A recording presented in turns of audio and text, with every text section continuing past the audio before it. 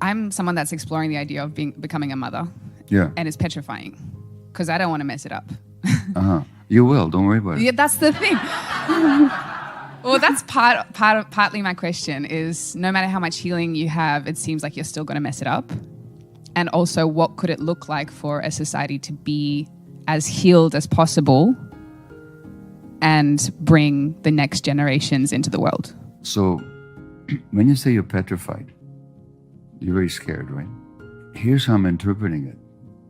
I could be wrong. You tell me, okay? You're not petrified of the future, you're petrified of the past. Stuff happened to you that shouldn't have, or stuff didn't happen that should have. Would that be accurate? Yes. Yeah. And that's what you're afraid of transmitting and perpetuating on your children, right?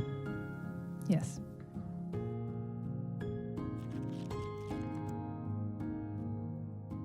Now do you mind telling me how old you are? 34. How old were you when your mother and father took on the job of getting to know themselves so as not to pass on their traumas to you? How old were you when they took that on? In progress. I think they're starting to. My dad, no. My mum, How old were you when they started? I'm 34 and I feel like they may be starting now. Okay, you're 34 and they're starting now. What would it have meant for you if your mother had asked the same question you just asked me before you were born? What would that have meant for you? Not being scared to exist in my household? Yeah. It would have meant everything, yeah? But you've already given that gift to your unborn children. You got nothing to worry about. You just keep doing it.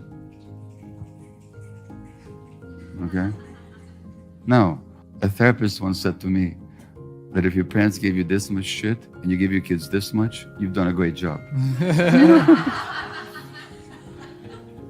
But if you start asking those questions now, you're doing the work already, you read the right books, and there's not that many you need to read, just a couple. The Myth of Normal available now? Well, with Myth of Normal, yeah, for sure. Because a lot of that, but I could name some others by others, some by myself, some by others. You're going to be just fine. And one of the things you're going to have to do is to get to trust yourself and your own gut feelings and not take in the message of the culture as to what your kid needs. But I got no worries for your kids. Have one next week. It'll be just fine. All right, I'm in process. Thank you.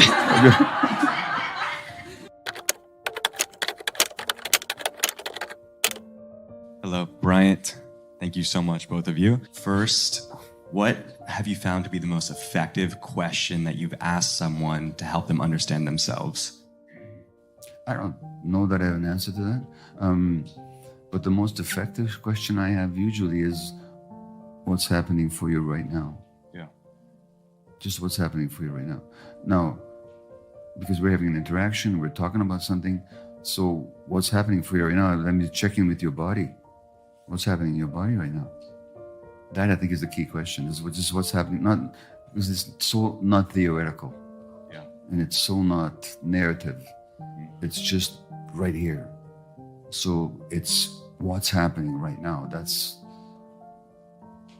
to me is the most important question. Cool. That's amazing. It kind of goes into my second question. Let's say that I have like anxiety or social pressure come into my body in this moment. What's a tool that you use or teach to show people how to connect to their intuition and self-regulate? I think the most important thing in that state, are you aware that you're feeling this anxiety? Am I aware? So that's what I would ask. Are you aware that, do you have the capacity to notice that when the Buddha was teaching his monks, he didn't say that the monk never experiences anxiety.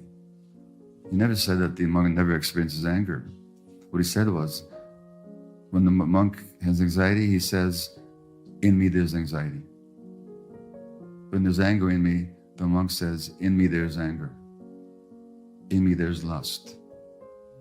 So, do you have the capacity to be aware? That's what I'm asking you. Sometimes I do and sometimes I don't. I'm asking with you, do you have that capacity to be aware? Yes. Okay. Who has that? Who's the one that's got the capacity? Well, right now, the question, because it's guiding my awareness to understand something about myself. Well, so if you have the capacity to be aware of the anxiety, then my suggestion is pay attention to the anxiety. Yeah. Be with it. Hold it.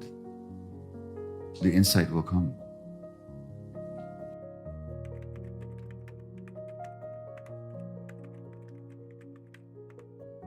So just the other day, I spoke with Tara Brach. Probably some of you know her work. Tara Brach is a Buddhist meditation teacher, wonderful, internationally known.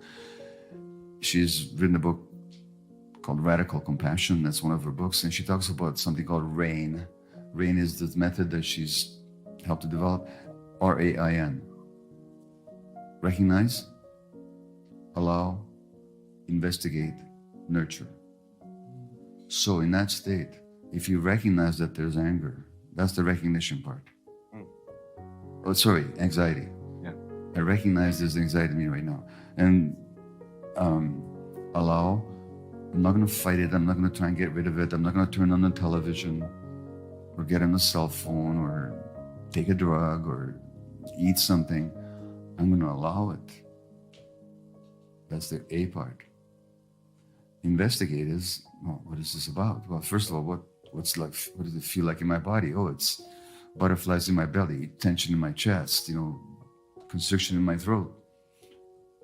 Pay attention to it, allow it all, investigate it. And then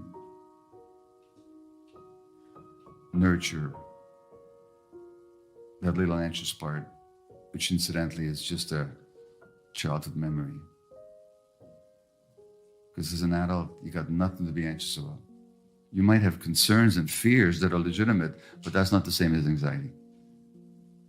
So, how to deal with it? How to allow that insight, which is what you're asking, to arise?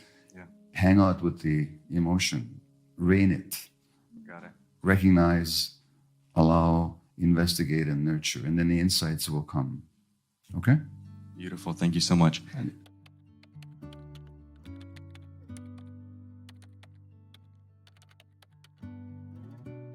One more, super important to me.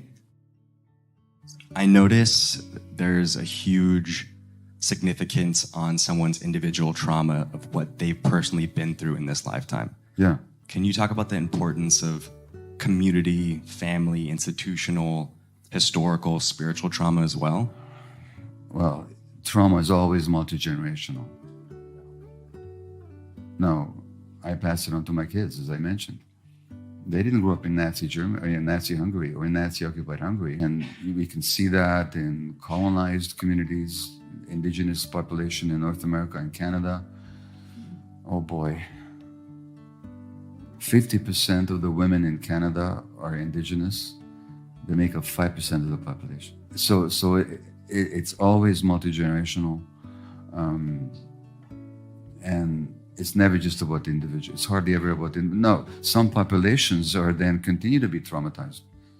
Like in this society, this is not America is not a society of equality of opportunity, nor is it a society of equality of trauma. Some racial groups, ethnic groups, economic groups are traumatized far more, ongoingly, by the structures built into this society. I mean, I don't know what to tell you that. Yeah, no, you're answering it perfectly.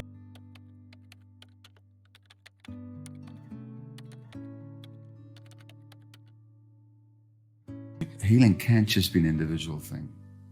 This is why there's activism, there's advocacy, there's organizing. There has to be some response to the traumatizing forces in this culture. Yes. That isn't just individual. It's never going to work on an individual level. But at the same time, you meet people who, my God, I recently had contact with a couple of guys on death row in Austin, Texas. severely traumatized children. They're facing the death penalty now. You know, they're sitting in this death row solitary cell for the last 25, 22 years. And they transform themselves. They're present, they're loving, they're full of compassion. They've taken responsibility for what they've done.